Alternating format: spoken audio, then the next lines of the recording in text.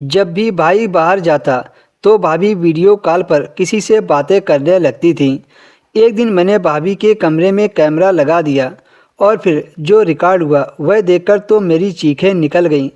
इंसान सब कुछ बर्दाश्त कर लेता है, लेकिन रिश्तों में धोखा बर्दाश्त नहीं कर सकता। कल्पना के साथ भी ऐसा ही हुआ था। कल्पना को दोगलेपन से नफरत थी। उसने अपनी ज़िंदगी में दो लोगों को टूटकर चाहा था और दोनों ने ही ऐसे रूप दिखाए कि वह अपनी सूझबूझ ही खो बैठी। रो रो कर कल्पना की आंखें पत्थर हो चुकी थी। कल्पना का दिल टूट गया था। उसका जी मचल रहा था। उसकी आंखें बंजर हो चुकी थीं।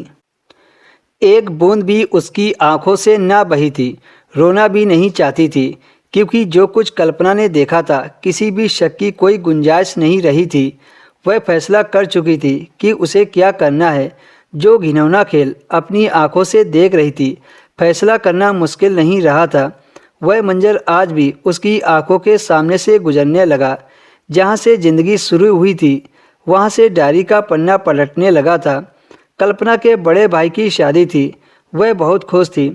कल्पना के तो दिल के अरमान पूरे हो रहे थे, क्योंकि उसके घर में बहुत खूबसूरत भाभी आ रही थी।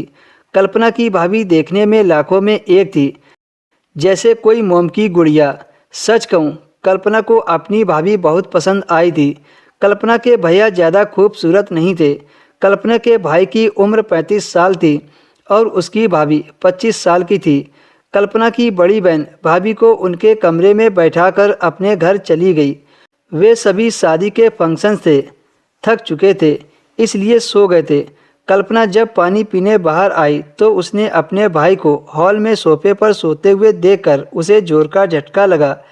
भाई हॉल के सोफे पर क्यों सो रहे हैं? पहले तो कल्पना ने सोचा भैया को जगा दूं, पर फिर उसने ऐसा नहीं किया। कल्पना ने पानी पिया और अपने कमरे में चली गई, लेकिन नींद उसकी आंखों से उड़ चुकी थी। रात को तो भैया बहुत खुशी खुशी अपने कमरे में गए थे और इस वक्त हॉल में। यह बात कल्पना को समझ नहीं आ रही थी। कल्पना सोने की कोशिश करने लगी, लेकिन जब कल्पना सुबह उठकर बाहर आई तो भैया मम्मी से बातें कर रहे थे, पर कल्पना को देखकर खामोश हो गए थे। उनके चेहरे पर उदासी थी। जो खुशी रात को उसके चेहरे पर थी, अब वो खुशी पूरी तरह से गायब हो चुकी थी। जब कल्पना को मम्मी ने देखा तो कहने लगी, जाओ जाकर नाश्ता बनाओ। कल्पना किचन में चली गई। भैया और मम्मी फिर से फुसुर फुसुर करने लगे। कल्पना का सारा ध्यान उनकी बातों की तरफ था, पर वो उनकी बातें सुन नहीं पा रही थी। 10 बजे कल्पना ने टेबल पर नाश्ता लगा दिया और उस वक्त नीलम भाभी भी कमरे से बाहर निकल चुकी थी। उनकी आंखें सूजी हुई थी। ऐसा लग रहा था जैसे रात भर रोती रही हो। कल्पना को तो कुछ समझ नहीं आ रहा था कि वह इस वक्त चुप क्यों है। भाभी ने नाश्ता भी ठीक से नहीं किया और वापस अपने कमरे में चली गई। वह ज़्यादातर अपने कमरे में ही रहती थी। सिर्फ रात को ही वह अपने कमरे से बाहर निकलती थी, जब उसके पति घर आते थे। वो सभी के साथ बैठकर खाना तो खाती थी, पर किसी से बात नहीं करती थी। और जब से कल्पना के भाई की शादी हुई थी, वो तो हंसना बोलना ही भूल गए थे।